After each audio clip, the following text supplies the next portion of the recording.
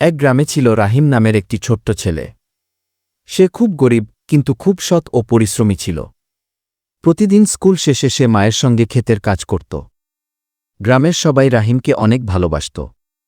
একদিন রাহিম বনে কাঠ কুড়াতে গেল। হঠাৎ সে একটি পুরনো আমগাছ দেখতে পেল।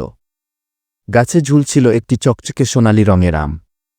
রাহিম খুব অবাক হল। সে ভাবল, এটা কি সত্যি সোনার আম? সে আমটি না ছুঁয়ে গ্রামের প্রধানের কাছে গেল। সে গ্রামের প্রধানকে বলল, আমি একটা আম গাছ দেখেছি, সেই গাছে সোনালি রং এর একটি আম আছে। প্রধান রাহিমকে নিয়ে গাছের কাছে গেলেন। তিনি আমটি পরীক্ষা করে দেখলেন এবং বুঝতে পারলেন সত্যিই সেটা সোনার তৈরি। প্রধান রাহিমের সততায় খুশি হলেন। তিনি ঘোষণা দিলেন, এই সোনার আম রাহিমের প্রাপ্য। সে চাইলে এটা বিক্রি করে লেখাপড়ার খরচ চালাতে পারবে। রাহিম সেই আম বিক্রি করে ভালো একটি স্কুলে ভর্তি হল। সে অনেক বড় হয়ে একজন সৎ ও বিখ্যাত মানুষ হয়। এই গল্প থেকে আমরা শিক্ষা পেলাম, সততা ও সৎ সিদ্ধান্ত একদিন ভালো ফল এনে দেয়। নিজের লোভ দমন করে ভালো কাজ করলে সবাই তার মূল্য দেয়। ভিডিওটা ভালো লাগলে সাবস্ক্রাইব করতে ভুলবেন না।